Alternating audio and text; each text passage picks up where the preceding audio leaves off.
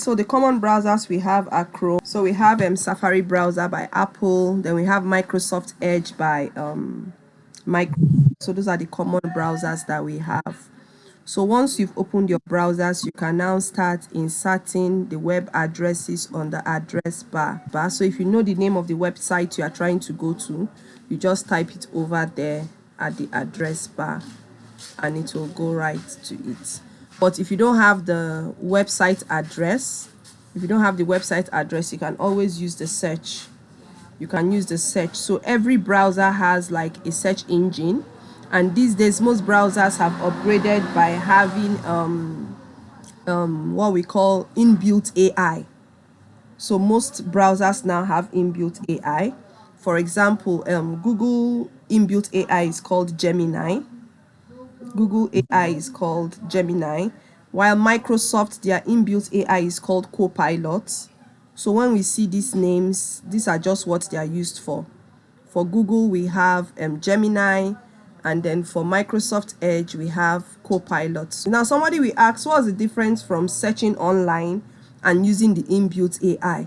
Now, when you are searching online, each websites are developed by different people, and they are being updated by different people. So if those people don't update their website, you will not get like the recent information. Come to my website to search for something, you might just see just old stuff. Okay, so websites are owned by people. They get information and save them on their websites. And anytime you go on the internet, you are searching people's websites, what they have saved. So if they don't update their website, you will not get the latest information. You won't get the latest information. So even for like maybe the history of Nigeria and all that, if the site you are going to has not been updated, you might be getting old results. But AI now has been programmed like chatbots to give us real-time information. So AI gives us real-time information, and it makes our work better, faster, and more productive. So whenever you hear of Gemini, Gemini is the inbuilt AI for Google. A Copilot is the inbuilt AI for Microsoft. Then the famous ChatGPT is just owned by some other people. It's not owned by any of these browsers. Okay, so that's one thing we need to know about browsers. Then whenever we browse, anytime you see a line, a blue line underlined, it's called a hyperlink. Now that hyperlink will take you to a different web page. So let me go to the search engine and just type food. It's going to give me different web pages. So it's giving me different web pages. And right now we have AI mode. So when you're browsing, you can just quickly click on the AI mode. And I love using the AI mode because it's like a chat bot, so I'm communicating with it. If I click on all, it's just giving me different web pages that I can search. But AI mode, for example, when I'm researching a particular topic, for example, this recent guy that just died, when I'm researching, as I type it, I like using AI mode because when you're using AI mode, you can ask it any other thing and it will keep replying you. But if you're going on a particular web page, whatever information you have on that web page, it will be all for that. Okay, so I encourage us while we're browsing, try to click on the AI mode. For example, maybe if you are researching like a particular topic, just use AI mode so you can keep asking it questions and it will keep replying you just on your browser. Whenever you are browsing and you see any line in purple, it shows that you have visited that page before.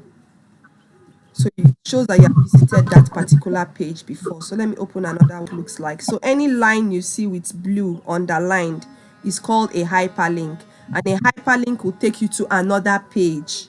And whenever we are typing, like for example, when we go into word processing next week, I'm going to teach us how to create hyperlinks. So you can hide a link behind a text, just like we learned when we're creating emails. You can hide a link behind a text. So anytime you see a blue line like so, it's called a hyperlink. And then if you love this page so much, all you need to do is to click on this star. I talked about bookmarks. You just click on this star and you bookmark it. You can also bookmark on your mobile. So once I click on bookmark, it means I want to save this web page.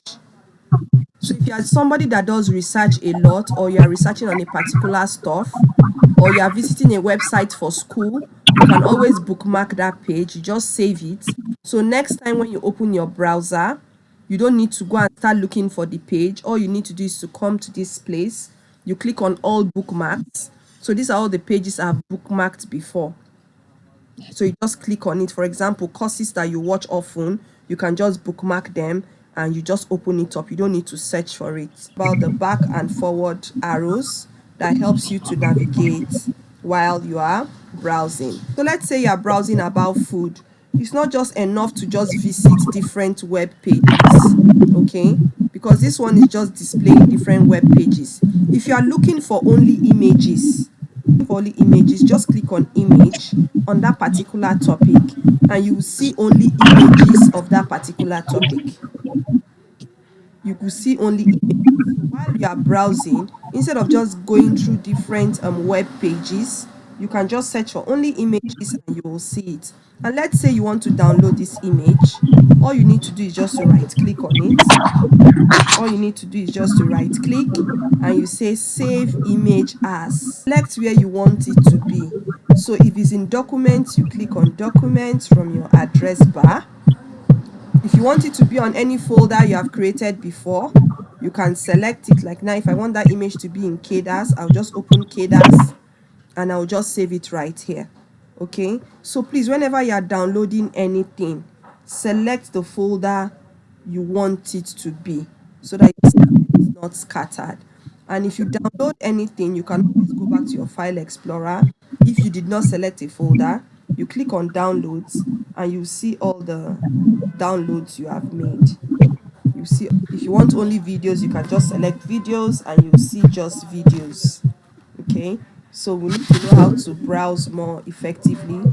If you want just short videos, you see short videos. You see short videos. If you want news about a particular topic, you select news and just whatnot. If you want AI mode so that you can be chatting with it, like asking it more questions, you can select AI mode. How do you go to your history? You click on these three dots. You click on these three dots at the right end. Once you click on the three dots, you can go to history. You can go to history and you can find the history of all the pages. Now you can see your devices. Okay, so on your phone, even what you browse on your phone will automatically be saved here. So you can just click on history and you see the history of all the pages you have visited in recent time. So in case you are looking for something, just click on history and then you'll find it there. So whenever you are getting anything from the internet into your phone or your laptop, is called what? Download. So these are just some terminologies we need to understand. Some of us are used to them, but for those of us that don't know about downloading and uploading, whenever you are bringing anything from the internet down to your phone or your device, is called download. And then when you are taking something up from your system, you want to send something to the internet, either you are doing an application for a job or a proposal, is called what? Uploading. Search, you can use the search engine. So each browser has a search engine. So for Google, their search engine is called Google. So this white stuff right here is a search engine for Google. I've taught us how to use the microphone, so you can just speak to it instead of typing. And we also learned how to use our Google Lens. So this Google Lens can search for anything by just taking a screenshot. By just snapping, you can search for anything on the internet. So for Google, their search engine is Google. And then for Microsoft Edge, their search engine is called Bing. It's called Bing. So each browser has a search engine. Um, Copilot. Okay, so let me just say generate. Let me use Copilot and say generate a presentation slide. Okay, event management. So I can just say generate a presentation slide on event manage it, not more than 8 slides. 8 slides, and it will give it to you. So let me check ChatGPT. So whenever you see this square, don't ask it another question so that you don't crash ChatGPT's head. So allow it to finish until you see the arrow. That means you can now ask it another question. You can also talk to it. So sometimes when I'm tired, I use my microphone. I'll just ask it all the questions I want to ask and it will give it to me. So can you see that our slide is ready? In just 2 seconds, it's ready. So it has told us slide 1, turning ideas into experiences, your name and organization. Slide 2, slide 3. So me, like what I do now, you see this slide 2 now, I will tell it, give me an image to represent slide 2. So you need to be smart to use generative AI. So I'll say, give me, so that when I want to go into Canva now or PowerPoint, my own is just copy and paste, copy and paste. So give me an image to represent, and I'll now paste that stuff I copied from slide 2 and I'll say enter. Do you understand? So you need to get your work now. So it's preparing. So that's what I do if I'm creating a presentation slide. I will tell it to create the slide for me, and I'll now start asking it to give me image suggestions on each of the slides. So that's what I do, and it takes time, but I think it's more better than just searching the internet and all that. So can you see it is generating the image for me? Generating the image. So let me check. Let's check ChatGPT. So can you see ChatGPT has given us image with human beings. The first one was on like animations. Now it gave me image of human beings. And do you know that this thing, if I take it to Canva, I can change the color? Yeah. So you just click on download. So call it a day in the absence of anything. This will be me saying bye. Have a Thank you so much. nice evening.